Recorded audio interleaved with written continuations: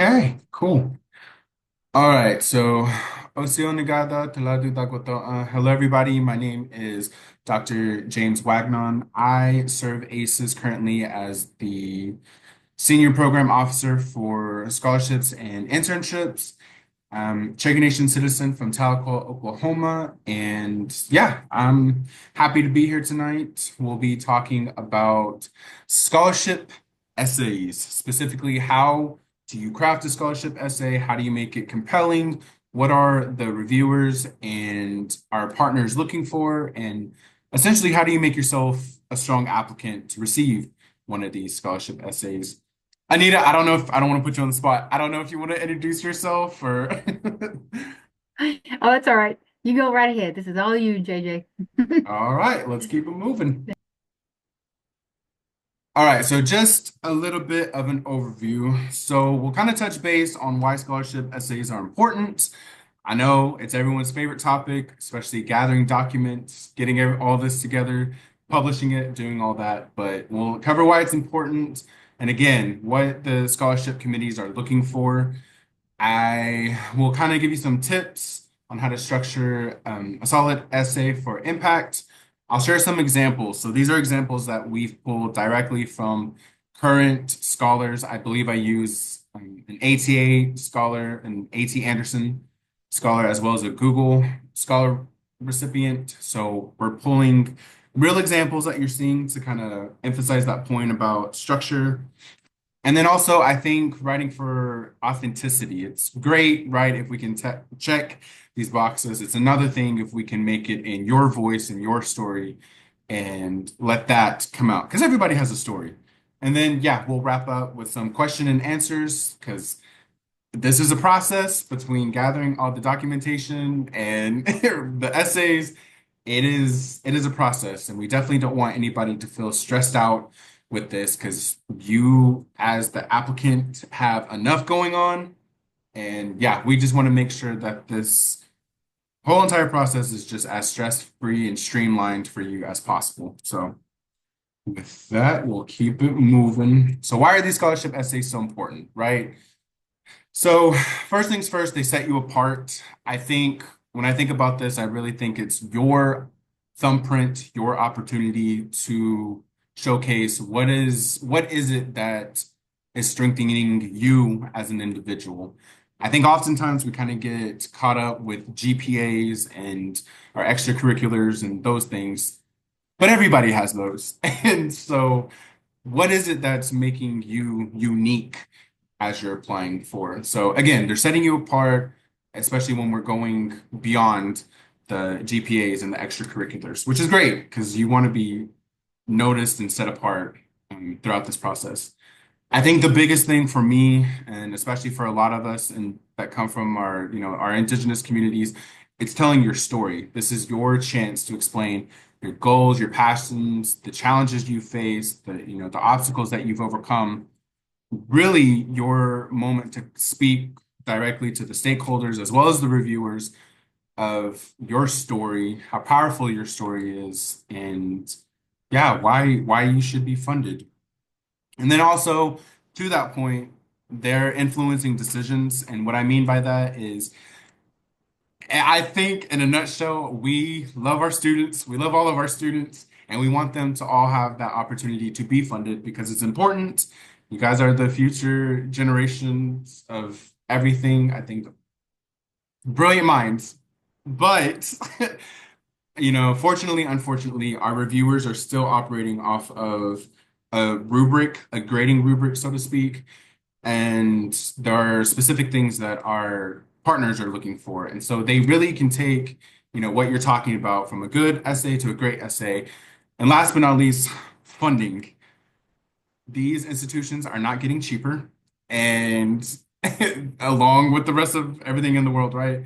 It's not getting cheaper out there. And so really money, because to get to that other side of the degree, unfortunately, one of the biggest barriers of attending an institution is funding. And so really, we're trying to help you guys to not only stand apart, but tell your story and to secure that bag. I don't have a better way of putting it, but to secure the bag and to ensure that you're taken care of while you're going about, attending these institutions.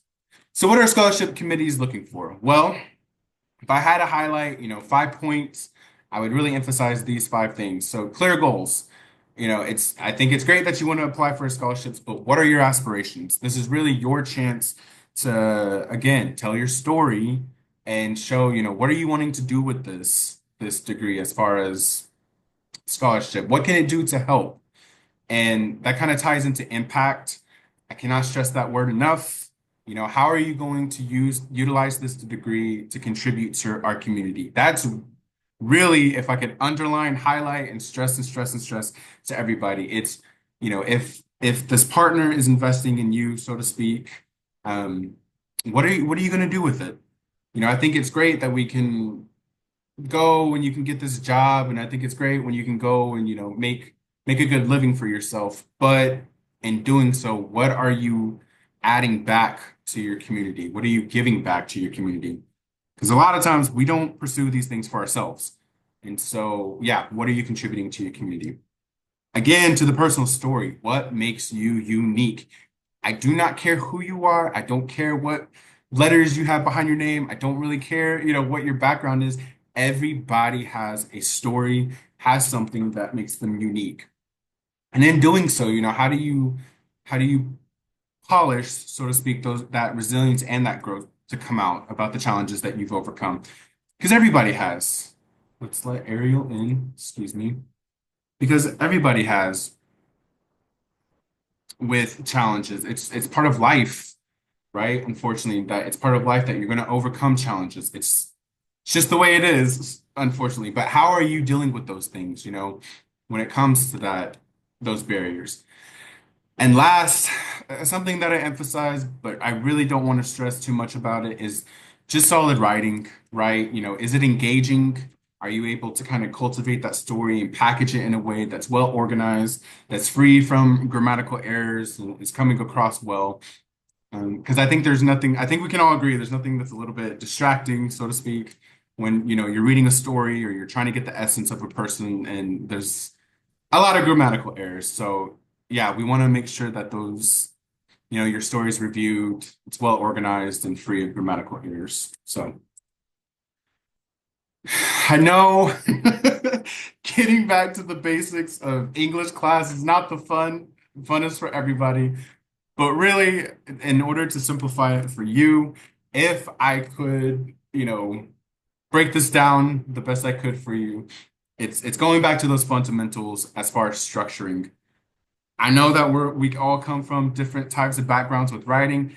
I wrote an entire dissertation. Trust me, there's nothing that grinds my gears more than listening to structure, structure, structure. But for these essays, if I could offer you another piece of advice, is to structure your scholarship essays. So what does that mean? We start with the introduction to your story. You're going to support that with body paragraphs, and it's really a showing. I think it's good if you can list things, but we want to show, how do you get your reader, how do you show them examples of impact? How do you show them examples of, the things that you've been through with your stories? And then, conclusion, but weaving it. I think of it as weaving. How do you weave it together, get back to that main point and weave it specifically to the prompts that you're working off of? So connecting it to the scholarship's mission. And so, yeah, that again, getting back to those fundamentals. So, your introductions, supporting that with your body paragraphs and your conclusions. And I'll show some examples right here, but I just really, really, really wanted to emphasize that. So if you're not so much as a technical writer, I would encourage you and push you to start thinking in terms of structure.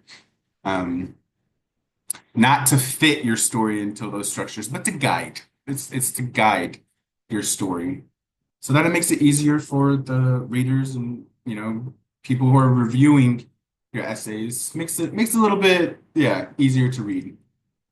So I know this is a lot of heavy text right here, but again, we're going to break this down. So I took two examples from two scholarship recipients that had received 24-25 funding, and this is coming from the A.T. Anderson Scholarship, and it's a similar question that's found within the Google Scholarship as well. And so the prompt asks, Please share a personal statement that highlights your background, your academic achievements, and career interests. What impact do you hope to have in your community and or profession? And again, if I were to break this down, we would start with your introduction and introduce your story. So the ATA scholar, I think, did a tremendous job. So, for example, they said, for my family, education has always been more than a goal.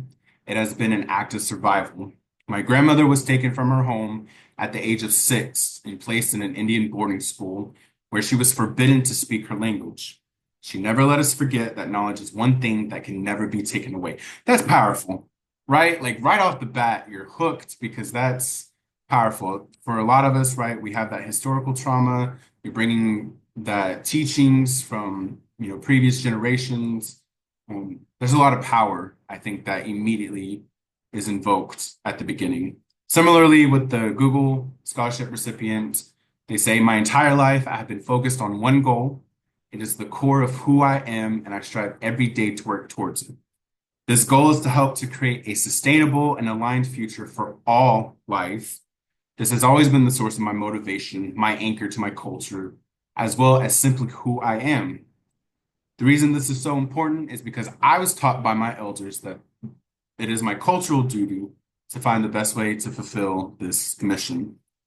And whenever I read that, again, it's powerful and it's also very determined. And I think pulling a lot on that cultural teachings, as they're moving forward, as they're pushing forward.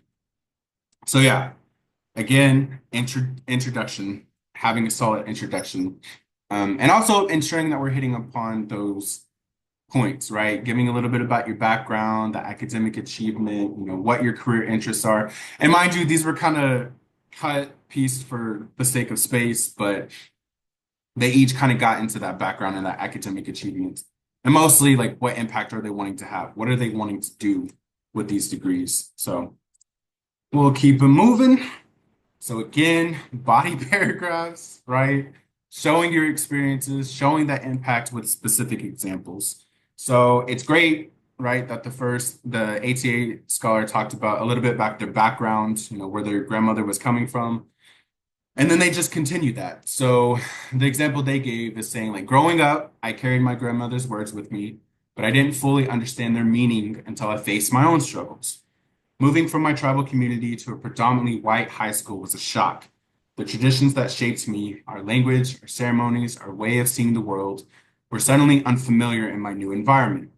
I often felt like I had to choose between excelling in school and staying connected to my identity.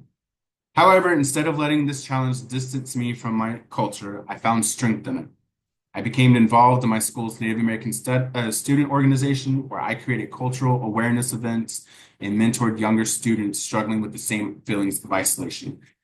This is showing a lot of leadership and I think a lot of innovation. So, you're seeing someone who not only, right, was going to let the situation define what they were going through, but they took initiative. They took it upon themselves to say, you know what, no, here that's not going to be the reality, and here's what we're going to do. And that's showing a lot of initiative, I think. And so it's a lot of show, if I could, for a better lack of words, right? It's showing those experience. I think it's great if you can state something, but if you can list those examples that show, those characteristics of leadership, those characteristics of initiative, that starts coming through. And again, I don't want you all to get it crossed or confused with the sense of, okay, well, I'm not really involved in student organizations. That's okay. You probably involved at home or in different various ways. It's not always going to have to look and be and feel and, like academics, period. So continuing with the Google Scholar, so they say, from a young age, I learned that sustainability is about protecting both the land and our people. My elders taught me that balance is key to survival, but I also saw how modern challenges, water scarcity, land degradation, and food insecurity were impacting our communities. Wanting to bridge traditional knowledge with modern solutions, I led a project on sustainable farming practices for tribal land. By combining traditional planting methods with modern irrigation systems, I helped to create a thriving community garden.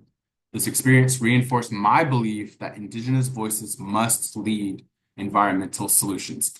Again, that's powerful because you're showing a lot of initiative, you're showing leadership. I think you're pulling a lot onto that cultural knowledge that has always been there for us and integrating that into what you're wanting to do with the degree, right? Because we all would like the funding and we all want you to get your degrees. And that's the goal, that's the hope, that's the push. But I think one way that this Google Scholar recipient was able to differentiate themselves is by saying, okay, well, I did do this, but I'm pulling these aspects into with my degree, and this is how I'm gonna come back and help serve the community. It's playing that part that's bigger than yourself. I'm gonna let that marinate for a second before I start getting all preachy. But it's stepping into that role where you're playing bigger than yourself. And again, these were a lot longer than what I'm showcasing here, but you really kind of got to do a callback to weave it and connect it back to that scholarship mission. So the ATA scholar connects it back to their grandmother. So they say, my grandmother's story taught me that knowledge is a form of resilience, and I carry that lesson with me as I pursue a career in environmental engineering. The scholarship will allow me to continue merging traditional knowledge with modern solutions. With the support of AISES, I will not only achieve my academic goals, but also mentor the next generation of Native scholars, just as my mentors have guided me. Again, that a lot of that responsibility, relationality, reciprocity coming through. And the same thing with the Google Scholar. So sustainability is more than an academic interest. It is my cultural responsibility. My elders taught me that balance is key to survival, and I am committed to applying that lesson through environmental science. This scholarship will help me give me the opportunity to develop innovative solutions that again integrate that traditional wisdom with modern technology, creating sustainable futures for Indigenous communities. By pursuing this path, I hope to honor my ancestors while ensuring that future generations can continue to thrive on the land that we cherish. And if, again, I could really encapsulate it, it's stepping into that role, that leadership, that pathway of representing and being something that's bigger than yourself. Because, like I said, we don't get into these pursuits for ourselves. I think it's a benefit when we can do so, again, get a good paying job, get that sustainable income, um, all those technicalities, but it hits different when it's coming from a place of that representation and wanting to break down barriers and just, yeah, be bigger, bigger than those ideas and concepts is what we're shooting for. So these are some of the questions that you're going to be asked. I took this directly from the A.T. Anderson Scholarship. Now, some of the scholarships that we do have, the questions will range. So I know for some of our scholarships, for example, like the Rise Scholarship, it's specific to the casino gaming industry. So there'll be a question in there, about your experience or your interest with casino gaming. Similarly, like ARDC, which is the Amateur Radio Digital Communications, their emphasis is more on electrical engineering and physics. They'll have a question in there that's specific to their scholarship. But overall, I think, in general, across the board, these are really the questions that you're gonna come across. And so, just like the example that I shared with A.T. Anderson, right? They're gonna ask for a personal statement. They're gonna ask you to highlight your background, your achievements, your career interests. Really, the question that they're trying to get at is that last one, or that last part, excuse me, that what impact do you hope to have in your community and or profession? And again, sticking to these prompts, if you and I were to, sit down and do a one-on-one, it would be going back to those fundamentals. So what's your introduction? How are we showing those examples, that leadership, that, resiliency, that growth, and then how are we weaving it back to the impact that they're talking about? And similarly, if I were applying tomorrow, I would do that for all four of these. And so these are the questions that you're going to get. So not only about the impact that you're doing, but what activity or activities, right, most clearly reflect your character. So we're getting a lot of background information. The reviewers are getting a lot of a feel of you. What are you involved in? Again, this is really your chance and your opportunity to speak to things outside of GPA and extracurriculars. And it doesn't have, again, it does not have to be academic. I don't want you, worrying or comparing yourself to somebody else or to some other standard because this is you and this is your story. And so it may not look, you know, in the academic sense or the athletic sense. It's what your strengths are. What are you bringing to the table? That's what makes you unique, and that's what makes you strong in that sense. And so, yeah, they kind of wrap up with, stimulating your interests in your chosen field. Why did you want to do going into finance? Why did you want to do mechanical engineering? Whatever your background and whatever your major is. This is really just them kind of getting to know you, really, as yeah, as you're applying. And then yes, so highlight here. So definitely one, right? Because we want to see that impact on how you're going to help your community and your profession. And then this fourth question is really what kind of seals the deal. Meaning, okay, so if you were to get funded, what are you going to do with this degree? It's great. You want to do XYZ, right? We all want great paying jobs. That's the hope and dream. We love that for us, but what are you wanting to do with that? And I think in those examples, you're seeing, let me go back with the Google Scholar and the ATA Scholar, you're seeing that, well, I want to mentor the next generation. Well, I want to, continue to integrate the traditional wisdom with modern technology. It's playing that part that's bigger than yourself, those dreams that are, we aim for, but they're so large that we may not accomplish them in this lifetime because that's how big they are, right? That's the hope. So yeah, show. I would say show. Be clear about how you're showing how you intend to use that degree. Are there any questions so far? I know that's a lot. But I just want to take a brief pause just to make sure we're good so far. So far, so good.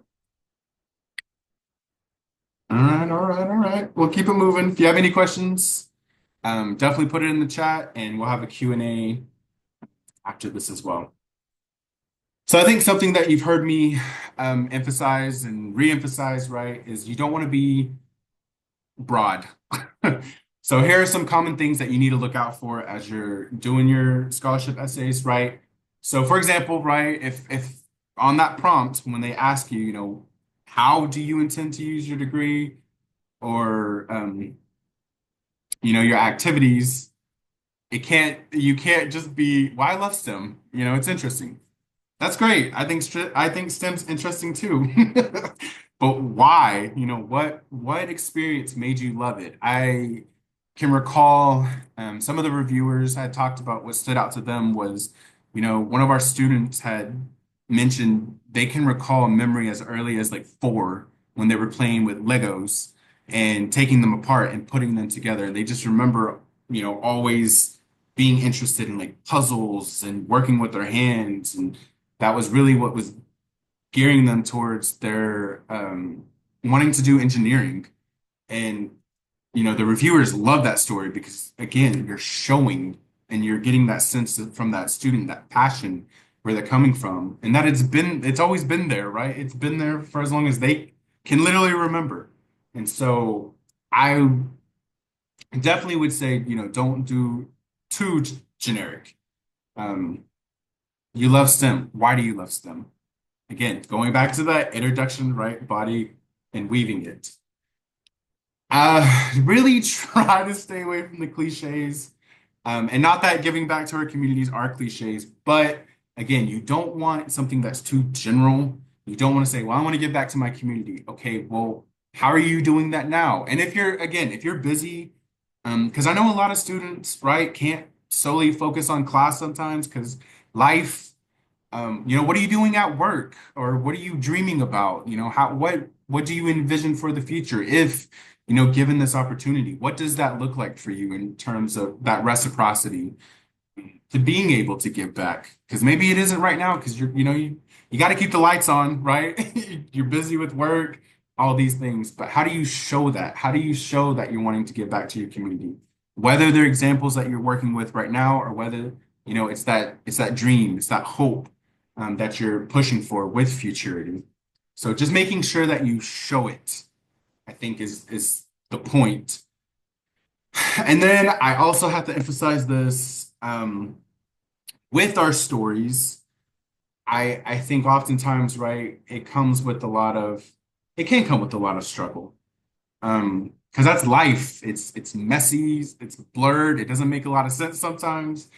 But I think when there's too much focus on just the hardship, it can get it kind of like, okay, I think reviewers will get confused and be like, I'm not really understanding, what you're wanting to do. I understand a lot of like what you've been through, but I'm not understanding a lot of where you're going with this. So I would say it's not so much focusing on those struggles, but yes, it's showing that growth and that resilience.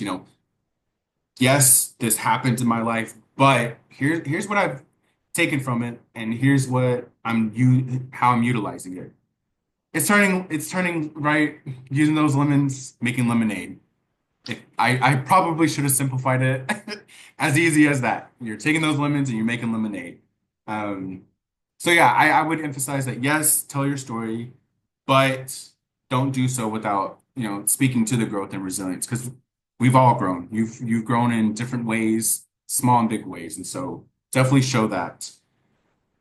And again, I can't emphasize enough to make sure that you have clear structure.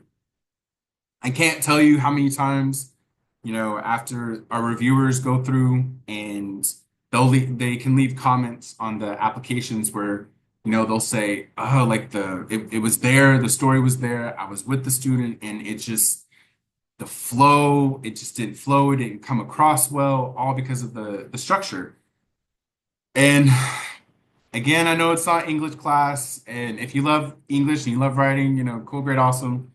But it's right, it gets a little difficult solely thinking in outline, but it helps. Again, it's not there to make you fit into parameters, it's there to guide your story.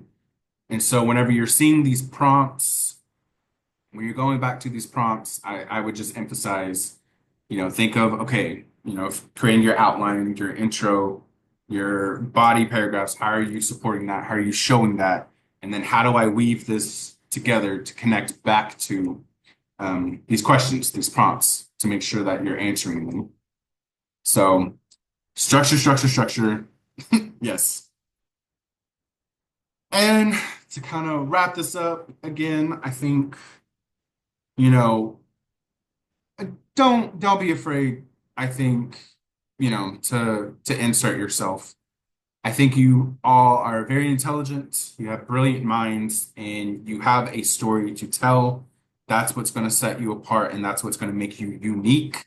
So be personal, be specific, and tell your story. But do so in that guide, with the guide, with the intro and the body and the conclusion.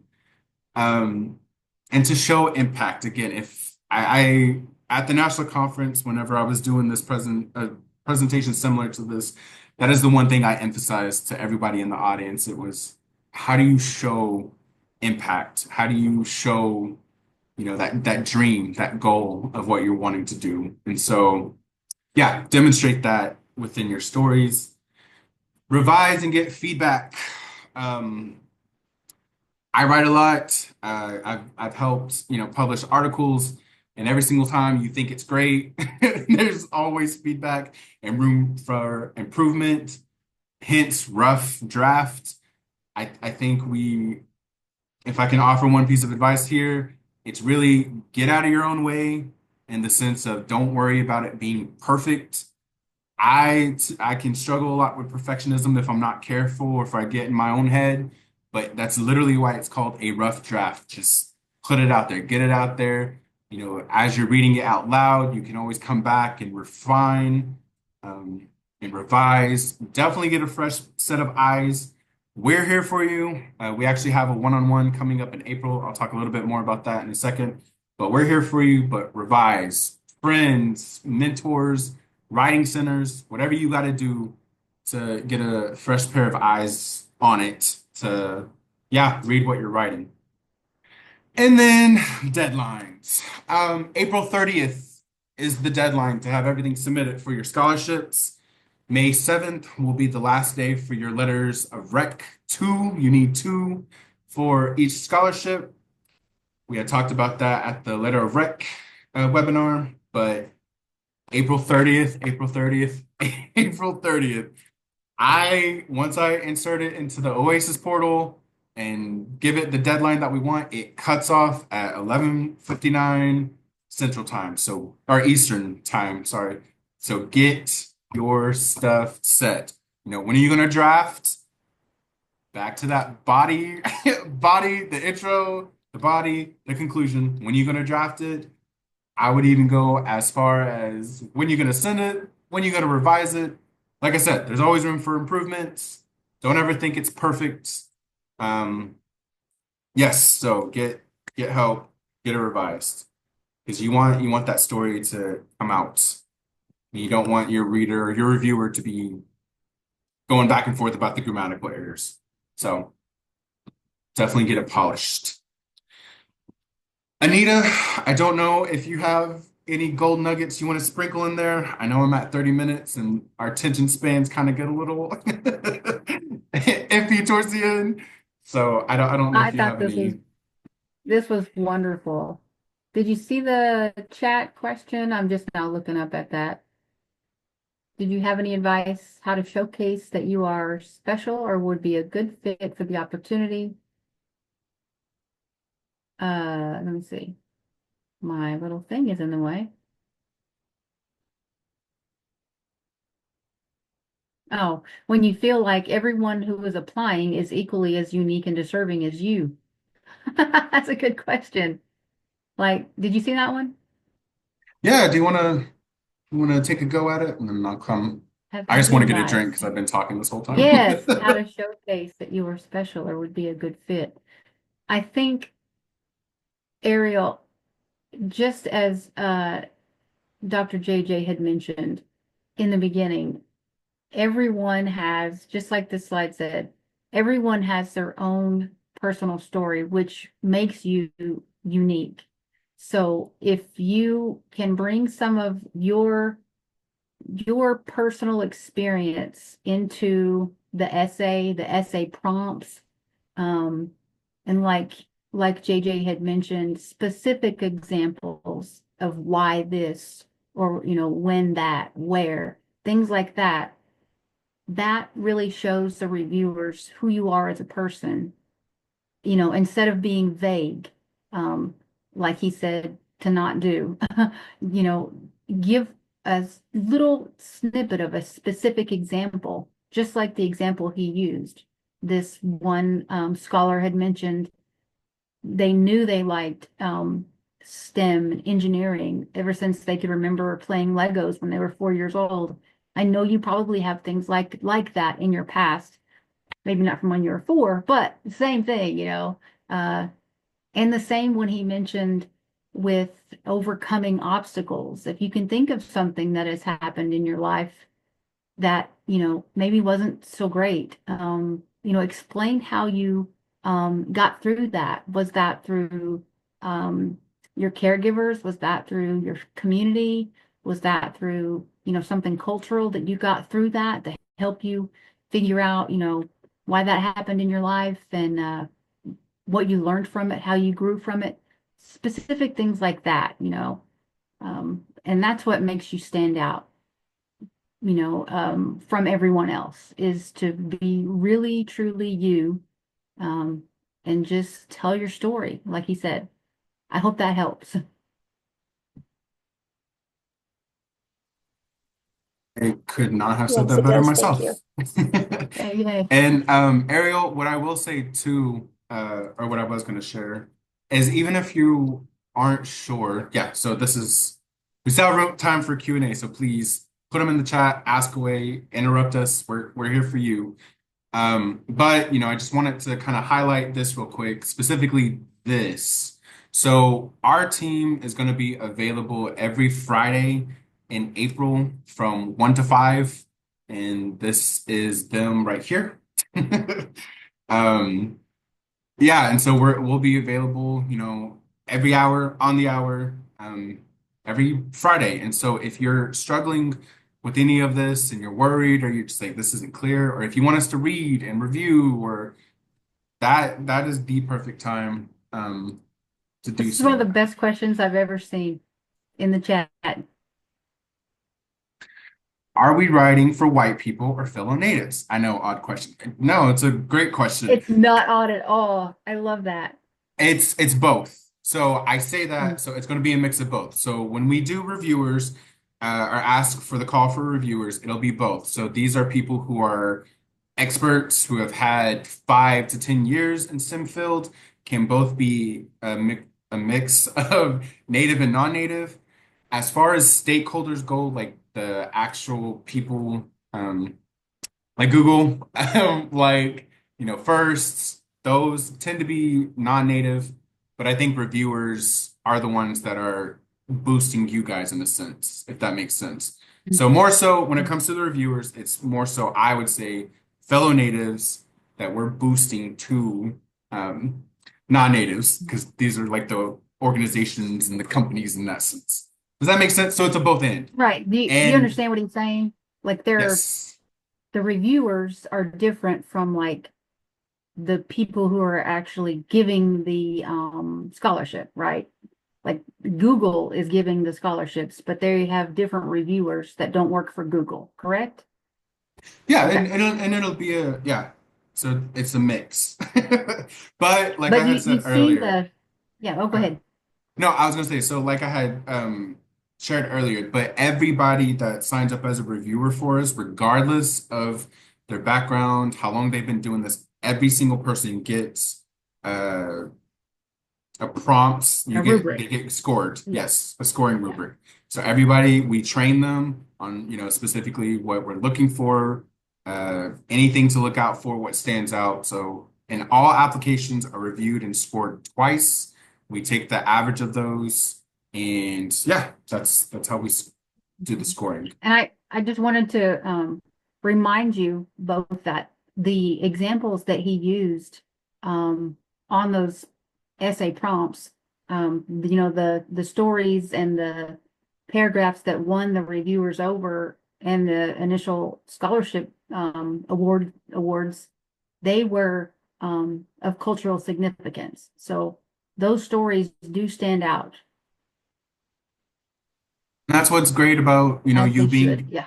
Yeah, and that's what's great about you being in STEM is, like those stories are showing you're taking right STEM, and you're integrating that with our cultural knowledge or your cultural knowledges, you're, weaving those, and it just that's what really makes it strong is integrating Hmm. those because at the end of the day, right, if and when you're awarded, like it's you. You're you're the not to be cheesy, but it's you. You're the generation, right, that's coming up next. And so it's yeah, you that we're pushing for that. I just real quick wanted to drop this in the chat. So this is the registration for the Scholarship Fridays that we're having in April. Again, this will be every Friday. So the 4th, the 11th, 18th, and 25th. We will be from it's my little one in the back. We'll be going Aw. from 1 to 5. And so you can come in, we'll be on Zoom just like this. If you're needing us to review, your application, if you're unsure about any part of the process, we're here. Which is what I wanted to put up here on the reminders. So we'll be having an Oasis portal walkthrough next week. And that's basically just my chance to literally say, okay, you got to the scholarship page. Let me back up a little bit.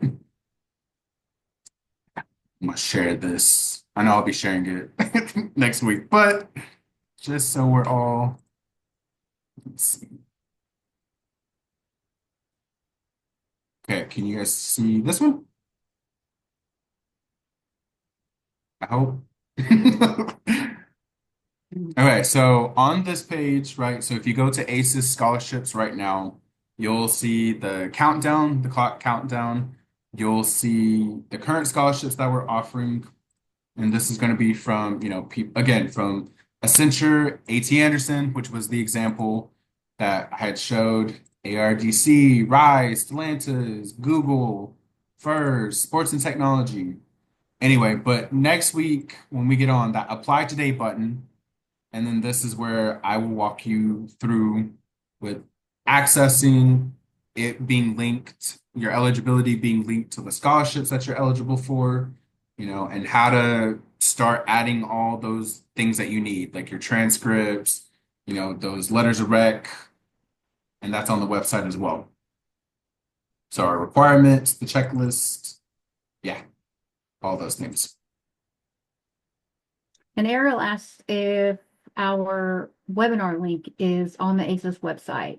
It wasn't there this week. She found the link on LinkedIn for the last session. That, yeah, we'll have to double check that with comms, Okay. Anita. I know that gets Yeah, sent. I don't think that gets posted to our landing page website. I know they do it on the mm, events page though, Ariel, but yeah, it was on the events page. Yeah, mhm, mhm.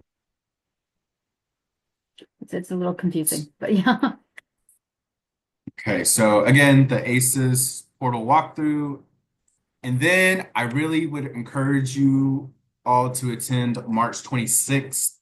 So we're going to bring in two of our scholars that were awarded for 24-25, and then we're going to bring two of our reviewers who they're all amazing. So they're going to be here and they'll be talking about really just having discussions. We have a list of questions that we'll ask. You guys can ask any question that you want on top of, any concerns, anything that you're wanting to know. They'll be there to answer those. But yeah, that's a list of things that we got coming up, and just want to make sure that you guys take advantage. We are here to help. All Here's the right. registration for the scholarship walkthrough. Like if you're wanting to know how to access when you click apply here, like he was just talking about, I put that registration link in the chat if you want to save that or go ahead and register for it right now. And that's next week. All right. Well, we're here if you have any more questions. I don't know if you have anything else. Do not hesitate to reach out to us. I'll put my email in the chat. So if you have any questions, do not hesitate to reach out to us. That's what I said.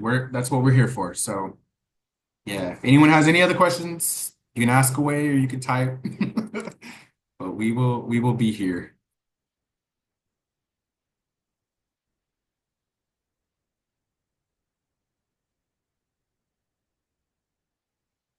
I really love the specific examples that you use for the essay prompts.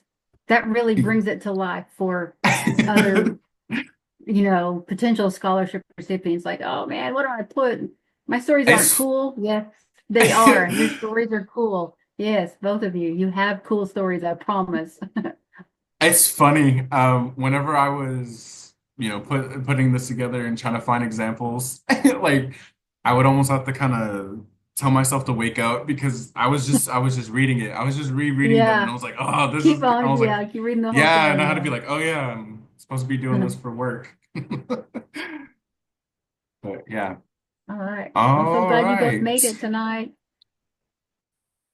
Well, we appreciate you. Please, if your friends, they're native and you know that they need to apply or they need to be here, hold them accountable. Send them our way as well. It's like we will be here. Let's share. Stop recording.